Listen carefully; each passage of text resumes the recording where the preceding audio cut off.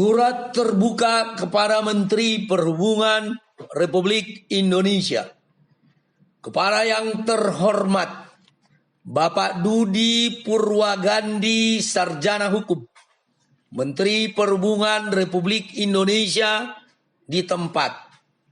Assalamualaikum warahmatullahi wabarakatuh.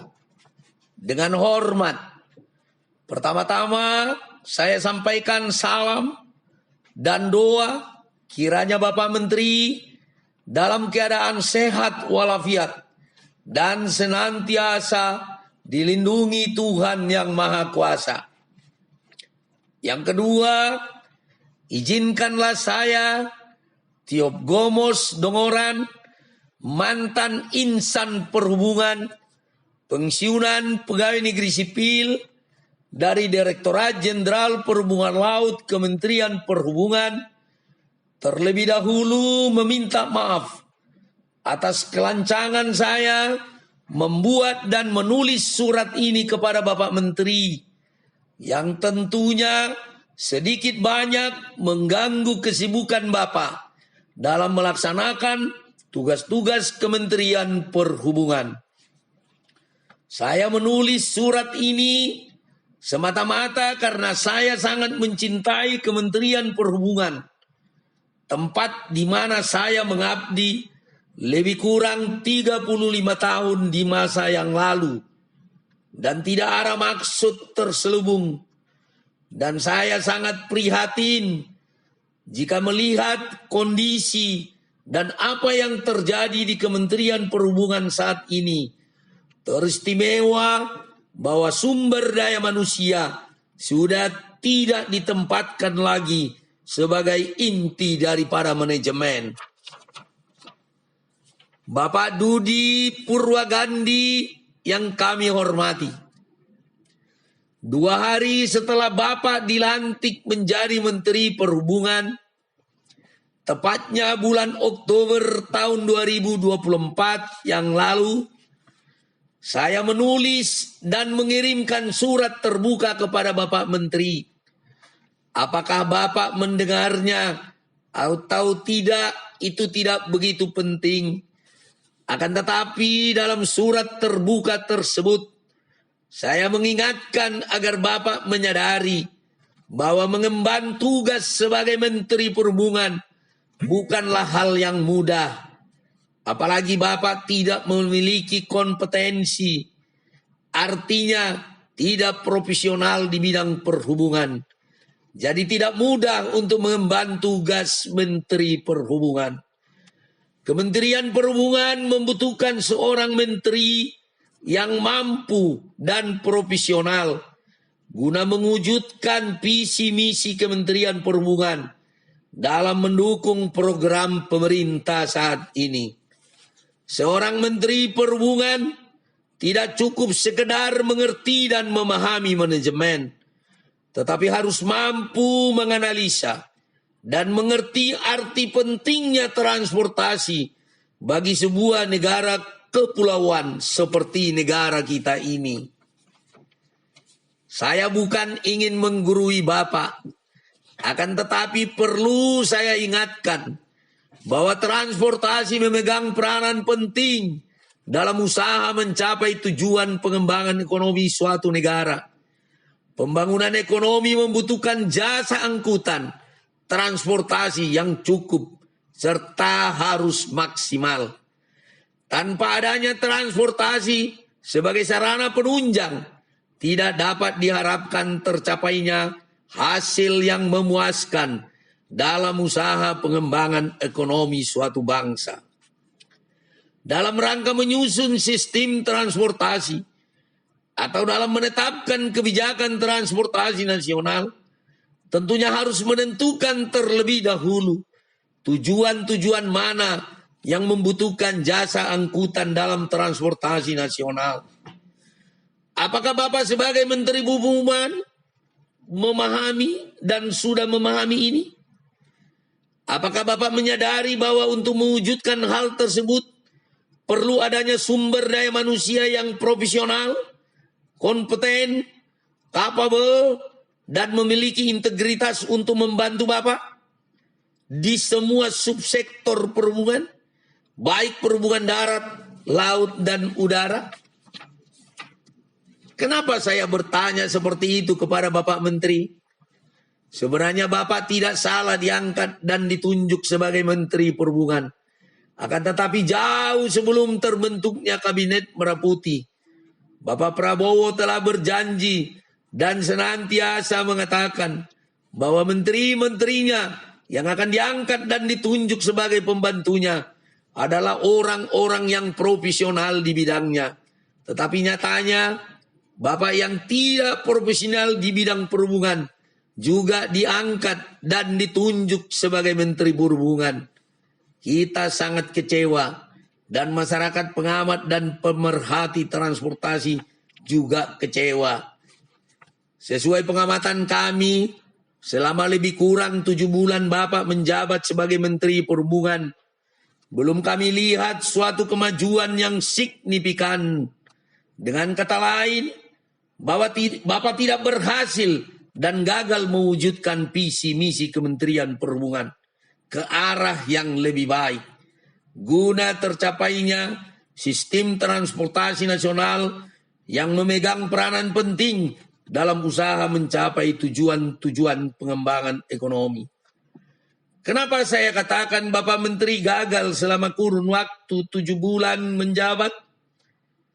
Mohon maaf, jika secara terbuka saya katakan Bapak gagal sebagai Menteri Perhubungan.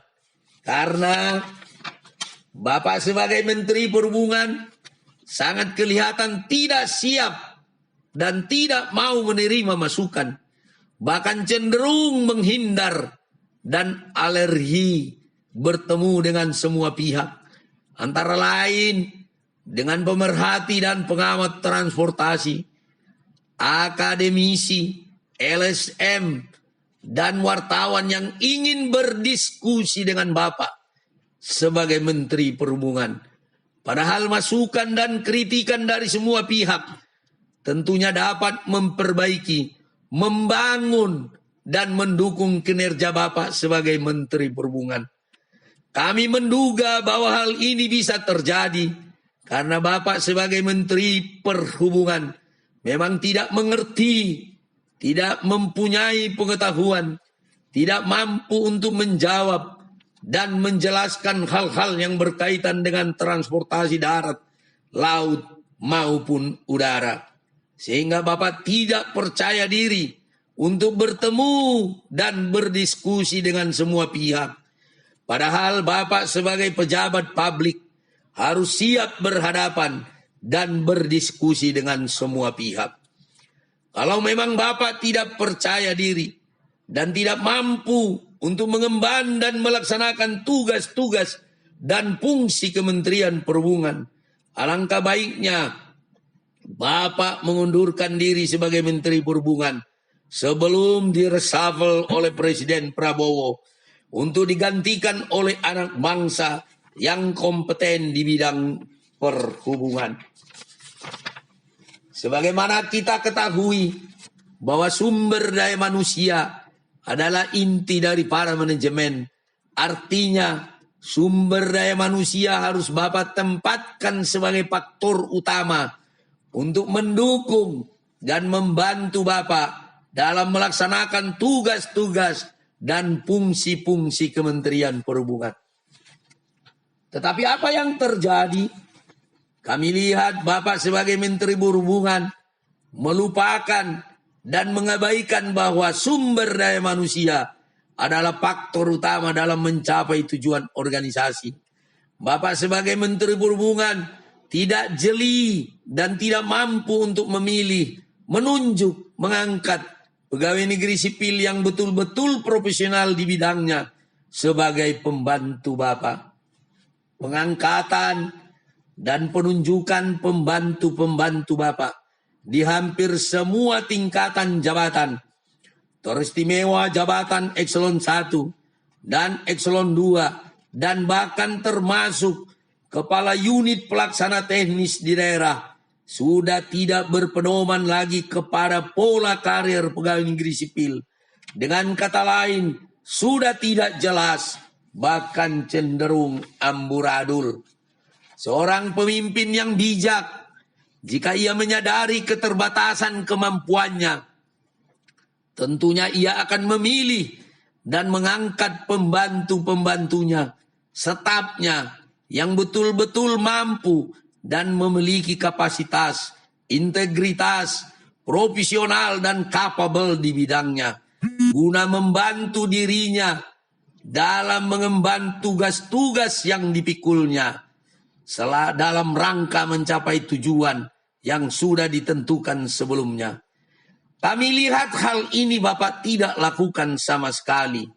Contoh antara lain, pengangkatan dan penunjukan Irjen Polisi Purnawirawan Dr. Andus Aan Suhanan sebagai Direktur Jenderal Perhubungan Darat Kementerian Perhubungan tentunya menimbulkan pertanyaan bagi pegawai negeri sipil di lingkungan Kementerian Perhubungan dan juga di kalangan pengamat dan pemerhati transportasi.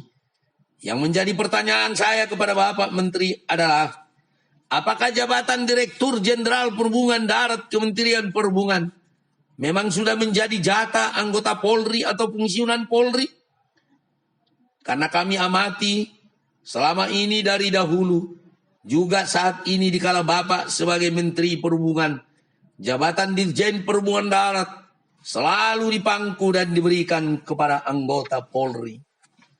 Apakah menurut Bapak Menteri tidak ada lagi pegawai negeri sipil di lingkungan Kementerian Perhubungan, antara lain alumni Sekolah Tinggi Transportasi Darat yang mampu dan memenuhi persyaratan dan sudah berkarir selama ini di Direktorat Jenderal Perhubungan Darat untuk memangku jabatan Dirjen Perhubungan Darat?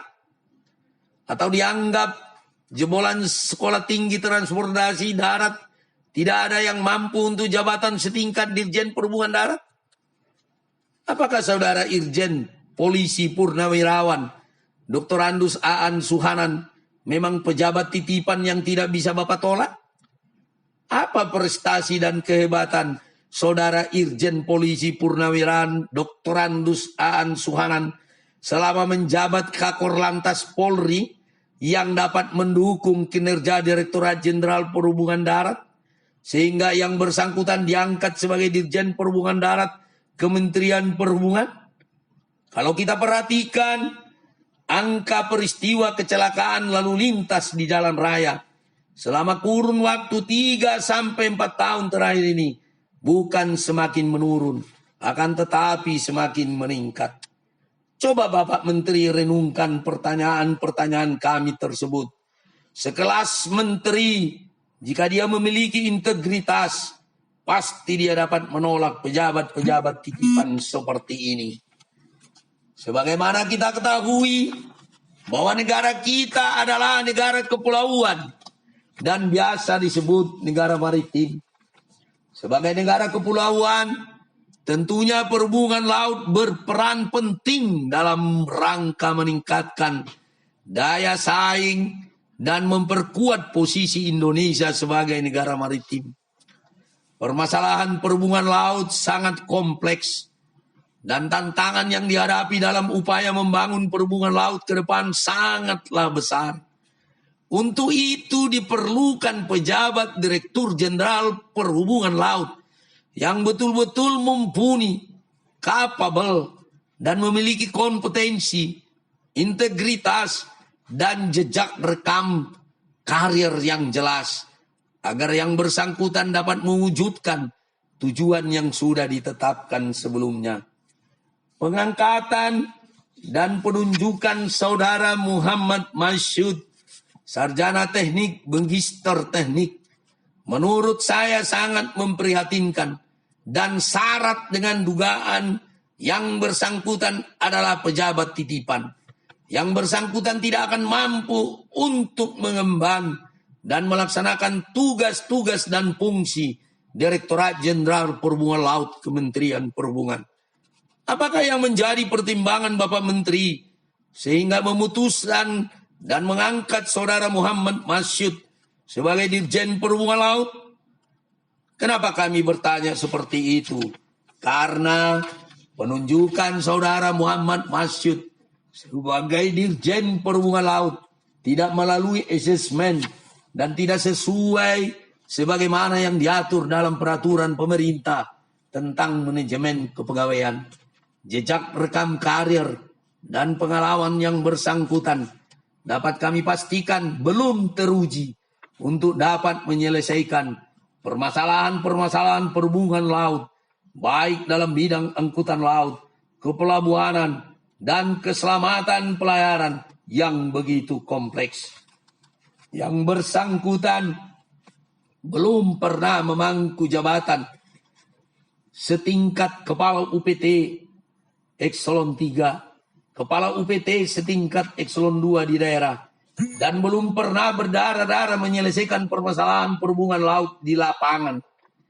Bahkan selama yang bersangkutan menjabat sebagai Direktur Kepelabuhanan, Direktorat Jenderal Perhubungan Laut, banyak tugas-tugas Direktorat Kepelabuhanan yang terbengkalai dan tidak dapat diselesaikan dengan baik oleh yang bersangkutan.